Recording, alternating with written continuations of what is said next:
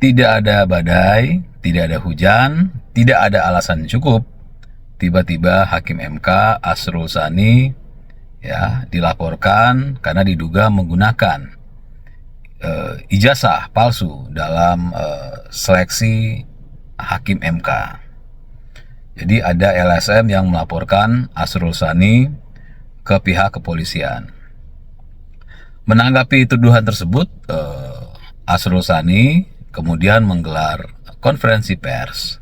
Ya, Asrul Sani membantah ya dugaan tersebut dan laporan tersebut dengan cara ya mengklarifikasi dan menunjukkan ijazahnya sehingga dengan harapan bahwa informasi atau hal ini bisa meredam.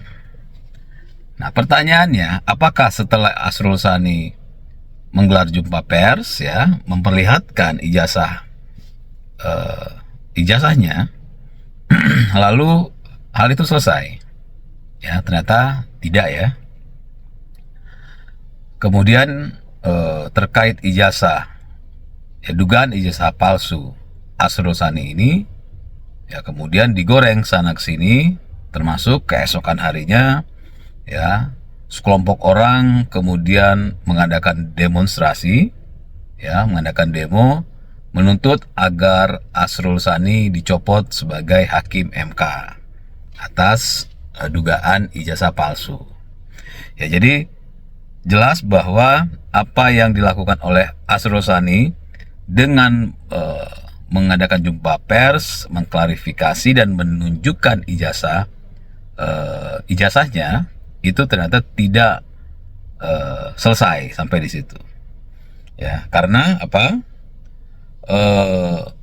Kemudian kita bisa lihat beberapa pihak ya, baik di media sosial, baik di TV, kemudian terus ya menggoreng hal ini yang menyebabkan klarifikasi dan statement Asrul Sani di dalam jumpa pers itu seperti tidak ada gunanya lah gitu ya, karena tetap masih digoreng. Nah, dari kejadian ini sebenarnya sih semua pihak sudah yakin bahwa Asrul Sani itu hanyalah sasaran antara ya, karena yang mau mereka tembak itu sebenarnya kan Pak Jokowi ya, terkait urusan dugaan ijazah palsu ya. Dan saya bisa katakan begini nih, setelah Pak Asrul Sani itu diberitakan menggunakan atau diduga menggunakan ijazah palsu, kita lihat lah ya, akhirnya di media-media yang terjadi apa? Yang terjadi mereka mengaitkan kasus ya atau dugaan penggunaan ijazah palsu Asrul Sani itu dengan tuduhan ijazah palsu Pak Jokowi ya. Jadi Asrul Sani ini hanyalah sasaran antara ya.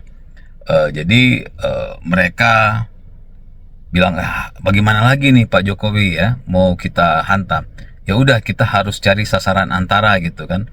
Harus nyari orang yang bisa dijadikan alat untuk menyerang Pak Jokowi dengan cara yang berbeda gitu. Ya sudah, akhirnya mungkin cap cip cup ya, mereka lihat, wah ada nih Pak Asrul Sani gitu kan, orangnya kalem, diam dan masih menjabat, maka ya sudah gitu kan, Asrul Sani sajalah ya. Ini analisis saya ya, Pak Asrul Sani sajalah yang dijadikan alat untuk menyerang Pak Jokowi dengan cara yang berbeda ya. Jadi Pak Asrul Sani ini bukan orang yang orang yang bisa menjadi objek serangan sebenarnya kan, karena tidak ada sesuatu yang menonjol yang dilakukan oleh Pak Asrul Sani ya, di dalam berbagai statementnya atau sikapnya selama ini kan. Jadi Pak Asrul Sani sebenarnya bukan orang yang tepat ya untuk ya dipermasalahkan sebenarnya. Nah, akhirnya kan kita sudah melihat ya polanya ya di media ya, di mana-mana semuanya akhirnya mengaitkan ke Pak Jokowi. Ya, bahasanya begini, lihat nih Pak Asrul Sani ketika diduga atau dituduh menggunakan ijazah palsu, Pak Asrul Sani segera tampil, klarifikasi dan menunjukkan ijazah aslinya. Nah, itu yang sekarang sedang berkembang dan sedang dilakukan ya. Jadi tapi sayangnya dengan ya, mereka menggunakan Pak Asrul Sani untuk menyerang Pak Jokowi, itu malah semakin menguatkan ya sikap Pak Jokowi untuk tidak memperlihatkan ijazahnya ke publik. Jadi kalau sampai hal ini dibiarkan dan Pak Jokowi tidak bersikap, maka ke depan ya orang-orang yang ingin terkenal, media yang ingin banyak penontonnya, dan orang-orang yang ingin membuat kerusakan di negeri ini ya akhirnya menggunakan ya atas nama dugaan ya melaporkan para tokoh-tokoh dengan tuduhan atau dengan dugaan ijazah palsu ya. Jadi misalnya ada orang yang pengen terkenal, pengen tampil nih, ya udah kita cari tokoh mana, kita lapor atas nama dugaan ijazah palsu. Nah, media senang kan, wah ini bisa jadi cuan lagi nih. Akhirnya apa ya, udah media akhirnya memanfaatkan orang-orang itu, mereka undang, mereka goreng lagi, mereka analisis, mereka macam-macam, yang penting bisa menghasilkan uang bagi media. Dan tentu pihak-pihak yang ingin melakukan kerusakan di negara ini tentu akan memanfaatkan hal itu gitu kan. Jadi ini hal yang positif yang kita lihat dan makin menguatkan Pak Jokowi. Kenapa sampai Pak Jokowi akhirnya tidak mau memperlihatkan dan Pak Jokowi menggunakan hukum? Karena kalau Pak Jokowi dari awal sudah mengalah, maka yang terjadi akan seperti ini ya. Setiap orang yang akan tampil, setiap orang yang ingin merusak negeri ini, setiap orang yang ingin medianya bisa cuan, maka akan menggunakan isu-isu ini sebagai alat gitu. Dan ini tidak bisa dibiarkan, hukum yang harus ada di depan. Nah, kita sudah sama-sama tahu ya bahwa proses hukum Roy Suryo sudah memasuki babak baru ya, tinggal disidangkan.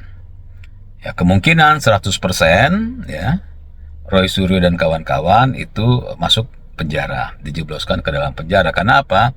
Karena mereka sama sekali tidak memiliki bukti apapun terkait tuduhan mereka yang mereka sebarluaskan di media maupun di masyarakat ya.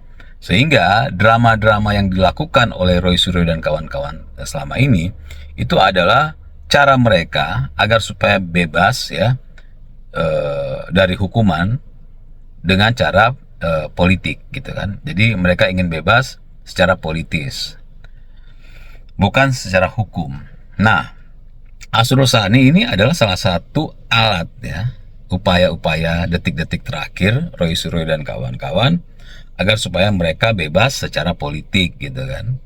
Nah, ini yang dilakukan oleh Roy Suryo dan kawan-kawan, dan kita bisa lihat ya di media Asrul Sani dipergunakan untuk menyerang Pak Jokowi gitu. Nah, kita harus gini, kita harus jujur aja ya bahwa Pak Asrul Sani ini ya bukan merendahkan, tapi Pak Asrul Sani ini secara publikasi beliau bukan media darling ya, bukan orang yang bisa menjadi cuan bagi media, bukan orang yang bisa digunakan untuk panjat sosial. Artinya orang ingin terkenal dengan menjerang Pak Asrul Sani agar bisa terkenal, itu agak sulit ya, karena Pak Asrul Sani bukan tokoh yang populer secara media ya dan secara pemberitaan. Jadi Kalau pure mau memberitakan Asrul Sani terkait dugaan ijazah palsu, jelas bahwa medianya agak sulit orang untuk menonton, ya. Kalau benar-benar pure membicarakan Pak Asrul Sani, jelas tidak ada yang menonton. Kalau menggunakan Pak Asrul Sani dalam debat-debat, ya, tidak menggunakan nama Pak Jokowi, jelas tidak akan bisa menjual. Atau orang-orang yang ingin terkenal lalu melaporkan atau mempermasalahkan ijazah Pak Asrul Sani tanpa, ya, menarik-narik nama Pak Jokowi, jelas mereka yakin tidak mungkin bisa mereka terkenal, ya. Dan orang-orang yang ingin membuat kerusakan di negara ini, tentu kalau hanya, ya, fokus bicara atau mempermasalahkan Pak Asrul Sani, ya jelas tidak akan ada efek kerusakannya, ya. Efek kerusakan yang mereka bisa gunakan adalah Pak Asrul Sani hanyalah sebagai alat, ya, sebagai alat agar supaya bisa melakukan kerusakan di negeri ini. Pak Asrul Sani hanya dipergunakan oleh media sebagai alat untuk mendapatkan cuan, dan Roy Suryo dan kawan-kawan mempergunakan Pak Asrul Sani ini agar supaya mereka bisa menyerang Pak Jokowi dan mereka bisa dibebaskan secara politik, gitu. Nah, jelas ya, dan saya bukan mau merendahkan Pak Asrul Sani, tapi faktanya Pak Asrul Sani adalah orang yang tidak bisa dijual, ya, dimanfaatkan untuk urusan politis, untuk urusan uang, dan untuk urusan kerusakan di negara ini. Dia tidak punya nilai jual. Makanya saya yakin kalau hanya fokus bicara Pak Asrul Sani, 1-2 minggu ini sudah selesai karena tidak punya nilai jual. Ya, saya pikir itu Pak Asrul Sani hanyalah sasaran antara untuk menyerang Pak Jokowi.